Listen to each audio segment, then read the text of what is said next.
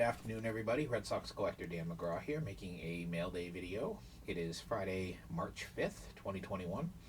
I picked up a couple things in the mail yesterday, and it was a one-item mail day today, but a one-item mail day today. So, very cool card that I actually have a little bit of a concern over the condition of the card. I have to look into it a little bit further and do a little research and talk to the seller because seems to be a pretty glaring defect on the card that I received. So I'll show that in a few minutes. So let's start out with the, and it's a mix again, a couple of autographs, a nice vintage card, a one of one, and then these right here. These are 4 different patterns of 2017 Topps High Tech of Andrew Benintendi. I've been buying a lot of Benintendi cards lately. Right now is probably not the best time to be buying them. Although the prices aren't going crazy, obviously with him being traded from Boston, he's going to a small market in Kansas City where he'll probably be kind of underappreciated if he does put up big numbers there, or even decent numbers. But I figure I'll pick up some of the Benintendis that I don't have from his rookie year. 4 different patterns. These are all B patterns of 1, 2, 3, and 4, which I had to do a little research on to get that information. The high-tech patterns. They don't mark them in any way on the card. You have to kind of do your research on them to figure out which ones they are. But I didn't have any Benintendis from 2017, and I actually have quite a few Topps High Tech Red Sox cards from 2017. So this was all, I think, $2 plus shipping for those 4 cards. So that's a really good deal.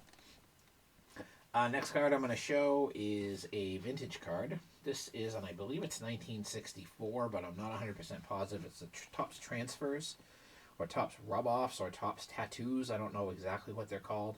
I think it's 64. This is of the monster Dick Raditz. The card's definitely got some wear. You can see some scuffing on the name and the team name on top. The back is, I think, fairly clean. You're supposed to be able to see through it like that. I don't know exactly what the title of this set is, but I think it's 64. The Raditz had a lot of cards issued in 64, so I'm thinking that this is from 64. But a cool oddball item. You don't see these very often. They are condition sensitive, obviously. They're very thin. They're like paper thin. You can't really tell from there, but they're very fragile. So it's cool to pick that up. And this was, I want to say this was a buy it now, and I paid less than $5 for it. So I'm okay with that for something that's tough to find like these are. Next item, an autograph card, and this is just a 2020 Bowman Platinum Ryan. I'm going to take a guess at this, Zephyrhan, I'm guessing is how you pronounce that last name. Just a basic autograph. It's a platinum, Bowman Platinum. It is not, it is serial number to 199. It's number 2 of 199. Just a nice looking card. This will go in the binder. I guess it's not too early to rule this guy out as a potential Red Sox player for the future on the Major League roster, but we'll see. He'll go in the binder for now, and this was $1, I think, plus I think 99 cents shipping. So anytime I can pick up a certified autograph for $2 or under all day long, $3, $4 or under, really, with shipping, I'm good on that. Especially newer guys that maybe don't really have any expectations from them. It's good to pick them up dirt cheap like that. Just put them aside, and then if they do become stars, hey, I got that card. So I'm happy about that. Next card I'm going to show normally, and I'm actually going to skip ahead and save this one because this is better than the one of one as far as I'm concerned. I'm going to show my one of one. It's my second one of one of Mr. Pedro Martinez. This is from 2016 Donruss. It's the yellow printing plate, and as you can see on the back, it is a one of one.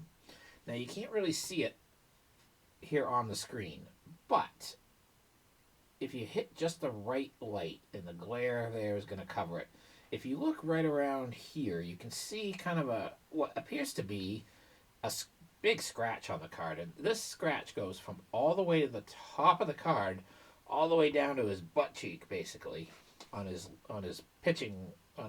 front foot. You can't really see it in the picture. Even when I put it up close, you can't really see it. If you there you go. If you kind of look up, going across his face and down his arm and down to his butt cheek, you can kind of see that scratch. It looks like it's a scratch on the card. I took the card out of the holder. It's not on the holder. I don't know if it's just a printing defect, but on the back of the card, you can actually see that it goes through on the back of the card also. So it's a little concerning to me. I'm gonna look back at the auction. I probably am not gonna be able to tell from the photo that the seller listed, but I am going to inquire about it and find out. It's a one of one. It's the only one out there. It's not like I can get a replacement for it. It is what it is, and I didn't pay a lot for it. So I'm not looking to get anything from the seller. I'm just a little disappointed at the fact that it looks like, he scratched it somehow. Or the card was scratched. Maybe it came out of the pack like that, but it's something that probably should have been noted in the auction, because that's definitely makes it less desirable and less valuable. But again, I got it pretty cheap. I paid right around $10 for this card, which I think is a steal for a one of one of a Hall of Famer. But yeah, I mean, it's just a little disappointing when you see this big, what appears to be a scratch. So I'm gonna inquire on that and see what happens. Last card I'm gonna show. This is a card I did not know existed until I saw it listed on eBay. I caught it in the last couple of hours of the listing. And it's a player that I picked up a non-certified autographed card of. I picked up his 1959 Topps card about a month ago.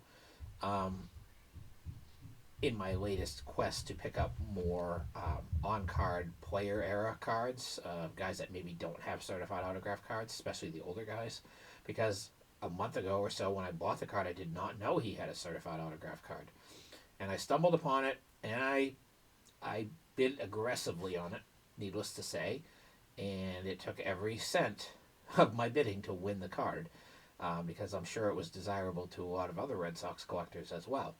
And the card I'm speaking of is let me just pull down my thing here. It is a 2004 Fleer Greats, and it is a Mr. Pete Runnels. It is etched in time. It's a cut auto of a signed check. Beautiful autograph. Nice, big, bold, black ink autograph. Again, I did not know this card existed. There's only 35 of them, and as a bonus, this is card number 1 of 35.